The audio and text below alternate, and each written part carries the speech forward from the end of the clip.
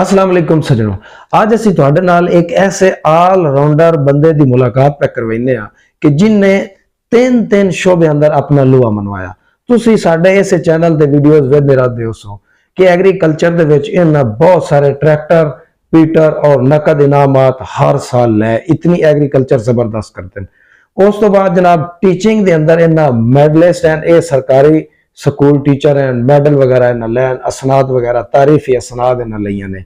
उस तो बाद हिकमत दे अंदर जनाब इन्हां अपना लुआ मनवाया और इन्हां कोल हिकमत दा कोर्स भी मौजूद है और हिकमत विच आके इन्हां एक खास किस्म दा नुस्खा जनाब तैयार किया है।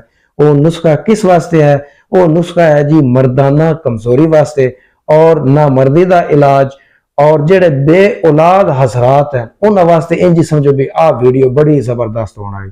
ए सारी वीडियो ये तुसी देख के जानी है। मजीद इन्हां को पुछदे हैं कि तुसी हिकमत दे शोबे विच की कुछ कीता, ए जेड़े साडे सामने नुस्खे पए ने ये की हैं। फौरन तो पहलो इन्हां जाने अस्सलाम वालेकुम। वालेकुम अस्सलाम सर की हाल है? हाँ बिल्कुल ठीक हो जी, खैरियत है? तुसी मशहूर तो हो मास्टर फलक शेर साहब, लेकिन आज मेरा दिल इंज भी करदा है कि मैं तो आखा हकीम फलक शेर साहब। माशाअल्लाह जी, तुसी तुहाडा एक शौक है, तुसी ज़राअत दे विच भी काम कीता, फिर उस्ताद भी हो, फिर हिकमत विच तुसी कोर्स भी कीते, मेडलिस्ट गोल्ड मेडलिस्ट हो हिकमत दे अंदर। और यह तुहाडा अपना तैयार करदा एक नुस्खा है, तुसी खुद भी यूज कर रहे हो। बाकी अपनी सेहत नूं तुसी माशाअल्लाह बड़ा मेनटेन रखियो है कि मेरी उम्र है कोई 41 साल, मेरे तो भी यंग लगदे पे हो। तुहाडी एज कितनी है वैसे? मेरी एज 56 साल है। 56 साल तुहाडी एज है ते लगदे मेरे तो भी छोटे पे हो माशाअल्लाह। इंज लगदे पे हो जिवें 30 दे राउंड अबाउट तुहाडी उम्र है।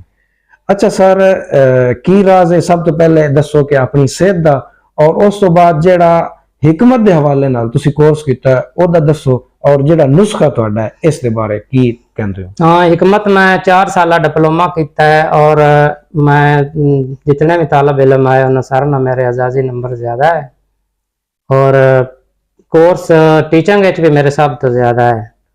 और अपने जिले हाफजाबाद जेड़ा मुकाबले गंदम वाली पैदावारी मुकाबले होंदे ने उन्हां भी मैं कई दफा मुकाबले जिते ने, ट्रैक्टर भी जिते, पीटर भी थे और बाकी 5 मुकाबले जेड़े ने मैं नगदी इनाम जिते। माशाअल्लाह जबरदस्त ऑल राउंडर हो। हाँ जी, बड़ी गल है।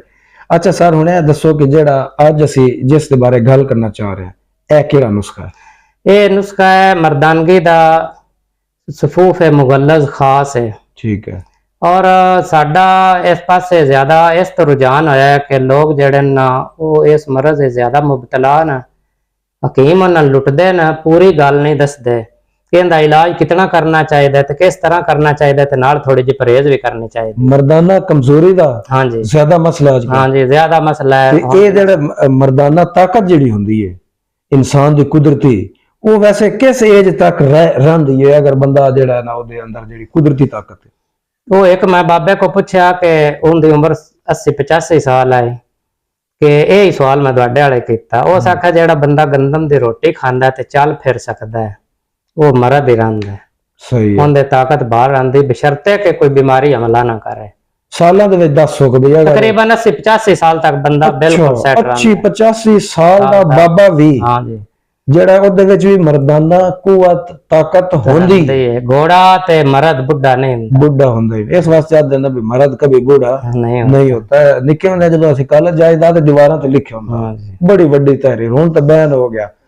अच्छा ये हो गया जी कि मतलब मर्द जेड़ा वो असल ओदे कोल जेड़ी कुदरती ताकत है वो खत्म होंदी है ते जेड़ी खत्म हो जांदी है इनू किस तरह बहाल किया जा सकता है? और आजकल जेड़े ज्यादातर हुक्मा या दवाइयां आजकल बड़े बड़े चले जेड़े बुजुर्ग है ना आज तो सिर्फ 35 साल पहले उस टाइम शादा नजर किसी घर हांडी तैयार होंदी है, सालन पकाया जाता। आम तौर ते बंदे मक्खन लस्सी दूध ते दही इन 4 चीज़ों का इस्तेमाल करते, देसी मतलब देसी चीज़ां और ताकत और उनदे नाल तुहाडा जिगर गुर्दे मेदे दी सलाह भी हुंदी है ते जिस्म विच गर्मी भी नहीं बनदी। हुण लोकी शवारमा पकौड़े समोसे इस किस्म दी तली चीज़ां नमकीन चीज़ां ज्यादा इस्तेमाल करते हैं।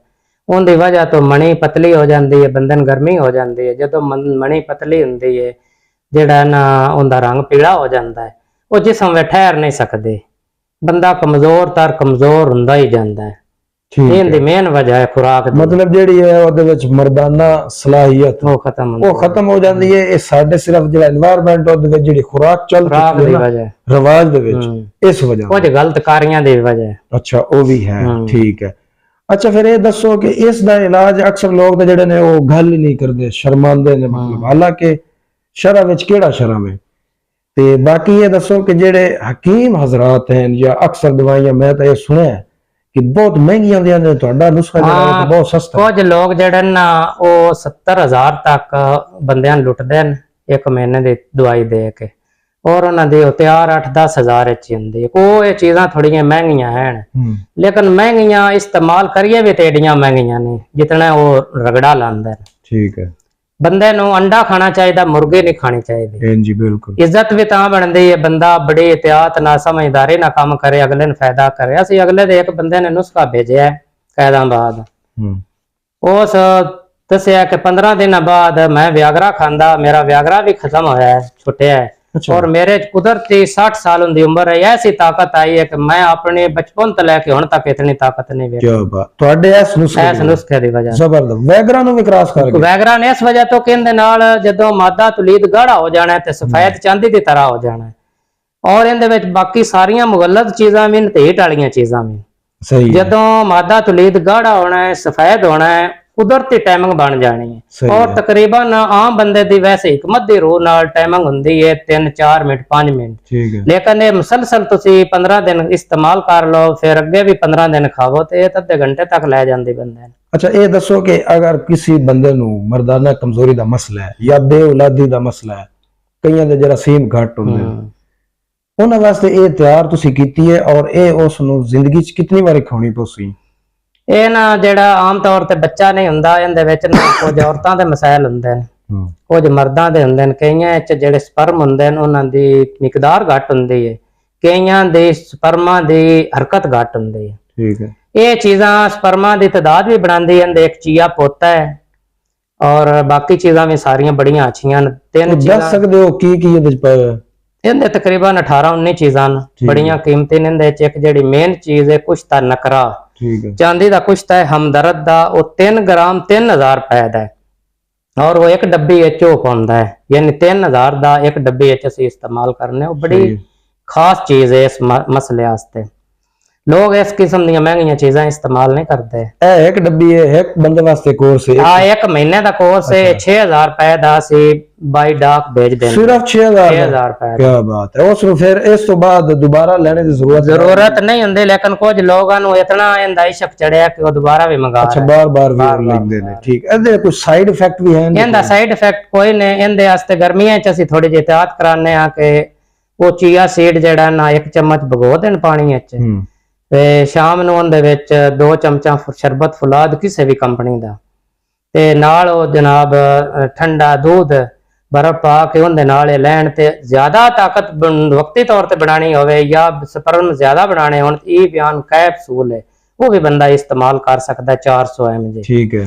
ਉਹਦੇ ਨਾਲ ਜਰਾਸੀਮ ਬਣਨ ਦੇ, ਜਦੋਂ ਮਰਦ ਦੇ ਜਰਾਸੀਮ ਜ਼ਿਆਦਾ ਹੋਣ ਦੇ, ਉਹਨਾਂ ਦੀ ਹਰਕਤ ਤੇਜ਼ ਹੋਵੇ ਦੀ, ਬੱਚੇ ਲੜਕੀ ਦੇ ਨਿਸਬਤ ਲੜਕੇ ਜ਼ਿਆਦਾ ਹੋਣ ਦੇ ਚਾਂਸ ਹੁੰਦੇ ਨੇ।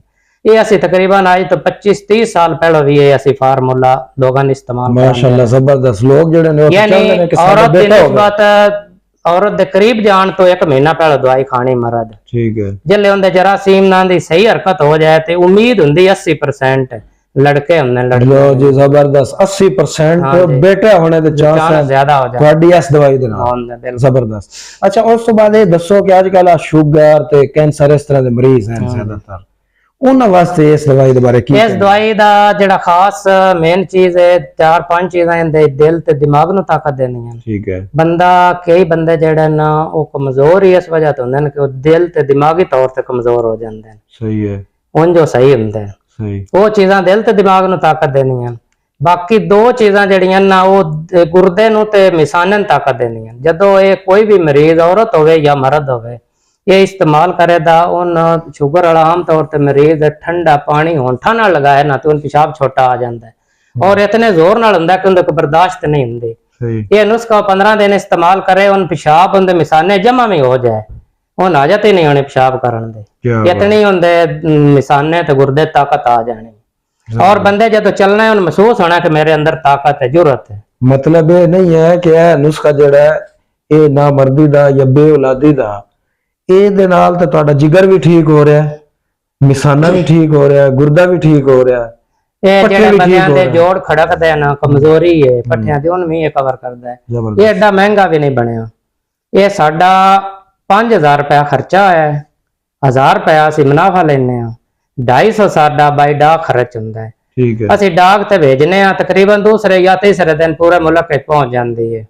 ਪੂਰਾ ਫਾਰਮੂਲਾ ਕਿਸੇ ਲੈਣਾ ਹੋਵੇ ਫਿਰ ਅਸੀਂ ਨਾਲ ਤਲਾ ਦਿੰਨੇ ਆ ਨਫਸ ਤੇ ਮਾਲਿਸ਼ ਕਰਨ ਵਾਸਤੇ। ਸਹੀ ਹੈ। ਨਾਲ ਅਸੀਂ ਚੀਆ ਸੀਡ ਇੱਕ ਪਾਈਆ, ਇੱਕ ਫੁਲਾਦ ਦਿੰਨੇ ਆ, 4 ਚੀਜ਼ਾਂ ਦਾ ਮੁਰੱਕਬ ਪੂਰੇ ਮਹੀਨੇ ਦਾ ਅਸੀਂ ਦਿੰਨੇ ਆ, ਉਹ ਫਿਰ 9000 ਦਾ ਹੋ ਜਾਂਦਾ। ਤੁਸੀਂ ਸਾਰਾ ਆਪਣਾ WhatsApp ਨੰਬਰ ਸ਼ੇਅਰ ਕਰ ਦਿਓ ਤੇ ਫਿਜ਼ੀਕਲੀ ਕਿਸ ਤਰ੍ਹਾਂ ਤੁਹਾਨੂੰ ਮਿਲਿਆ ਜਾ ਸਕਦਾ ਹੈ ਜਾਂ ਆਨਲਾਈਨ ਕਿਸ ਤਰ੍ਹਾਂ ਤੁਹਾਡਾ ਰਾਬਤਾ ਕੀਤਾ ਜਾ ਸਕਦਾ? ਆਨਲਾਈਨ ਤੁਸੀਂ ਮੈਨੂੰ ਫੋਨ ਨਹੀਂ ਕਰਨਾ, ਕਿਉਂਕਿ ਇਸ ਜਗ੍ਹਾ ਤੇ ਸਿਗਨਲ ਦਾ ਮਸਲਾ ਹੁੰਦਾ ਹੈ। ਤੁਸੀਂ ਮੇਰੇ WhatsApp ਨੰਬਰ ਤੇ ਮੈਨੂੰ ਮੈਸੇਜ ਕਰ ਦੇਣਾ ਹੈ।